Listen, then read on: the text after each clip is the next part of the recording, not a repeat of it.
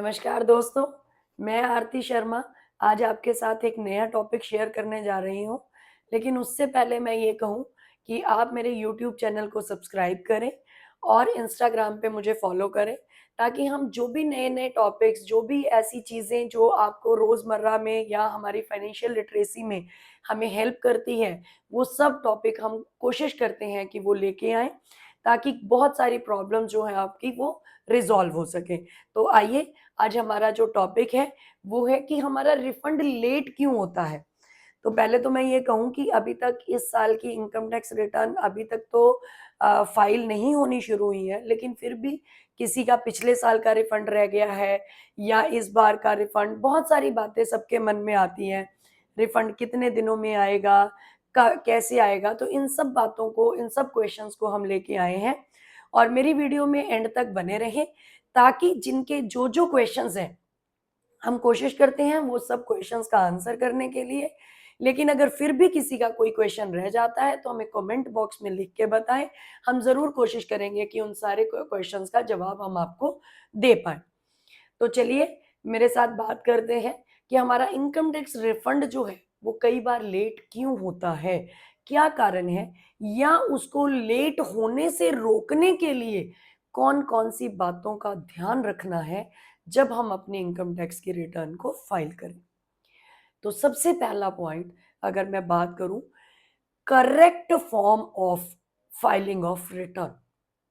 कई बार ऐसा होता है कि हम अपनी रिटर्न का जो फॉर्म है वो गलती से गलत सेलेक्ट कर लेते हैं। तो आपको फॉर्म जो है वो करेक्ट करना है। जैसे कि फॉर एग्जांपल, अगर एक सैलरीड क्लास पर्सन है बट उसकी जो इनकम जो हाउस प्रॉपर्टी से है वो more than one house property से है, तो उसका फॉर्म नंबर 2 जाएगा। तो ये सबसे ज़रूरी है। फॉर्म का गलत जो चयन है वो भी हमारे इनकम टैक्स की रिफंड को लेट करता है। सेकंड बात है, जो हमारा 26 एएस है या फिर हम यूँ कहें जो एआईएस है, काफ़ी लोग आजकल सुनते हैं। एआईएस का मतलब एनुअल इन्फॉर्मेशन स्टेटमेंट। तो आप हमेशा ये चेक करें और कोशिश करें कि अप टू 16 मई आप ये चेक कर सकते हैं कि क्या जितना आपका टीडीएस कटा हुआ था, क्या वो आपके 26 एएस में आ गया है? अगर नहीं आया है तो जो भी कंसर्न्ड अथॉरिटीज़ हैं, उनको आप बताएँ कि मेरा ये जो टीडीएस है वो अभी तक मेरे अकाउंट में नहीं आया है, तो ताकि वो अपनी टीडीएस की रिटर्न या जैसा भी किसी को रिवाइज़ करनी है या कैसा भी, तो आपके अकाउंट में वो टीडीएस आ जाए। मैं ये ज़रूर कहूँगी, अगर आपके 20 एएस में टीडीएस नहीं आ रहा है तो you can not take the credit which is not shown in your 26 as.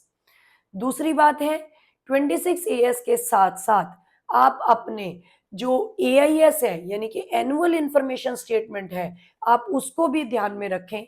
कोई भी ऐसी चीज़, कोई भी ऐसी इनकम या कोई भी ऐसी इन्फॉर्मेशन जो हमारे पास एआईएस में है, वो आपकी इनकम टैक्स की रिटर्न में ज़रूर होनी चाहिए।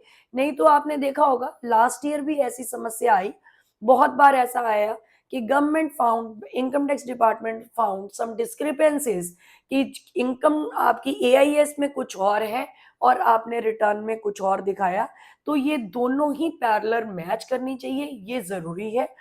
तीसरी बात, आज की इन सब चीज़ों को, इनकम टैक्स रिफंड को जल्दी लाने के लिए government has taken so many steps, लेकिन मीनवाइल हमें भी कुछ स्टेप्स उठाने चाहिए। जैसा कि हमारे बैंक अकाउंट जो है वो प्री वैलिडेट होने चाहिए। कई बार ऐसा होता है, जैसे merger of banks is going on, बहुत सारे बैंक्स मर्जर हो गए, जैसे OBC is merged with PNB और corporation bank is merged with union bank, so many banks. तो इस सिनेरियो में क्या हुआ, जो हमारे आईएफएससी कोड्स थे वो आज की डेट में बदल गए हैं। तो आपके किसी भी बैंक में अगर आपके अकाउंट्स हैं, तो उसमें आपका ईमेल आईडी होना ज़रूरी है, आपका फ़ोन नंबर होना ज़रूरी है, आधार से आपका जो कोई भी एक फ़ोन नंबर जो कि लिंक होना ज़रूरी है। ये सब चीज़ें आप ध्यान में रखें, अपने अकाउंट को प्री वैलिडेट करें और ये जो भी कंसर्न्ड एसएससीज़ हैं उनको इसके मैसेज आते हैं, आप इसको नज़रअंदाज मत करें, इसके ऊपर ध्यान दें और जिससे कि आपका रिफंड जो है वो जल्दी से जल्दी आए। एक इस वीडियो में मेरे साथ एंड तक बने रहें क्योंकि जो मैं अगली बात करने जा रही हूँ वो बहुत ही इम्पोर्टेंट है।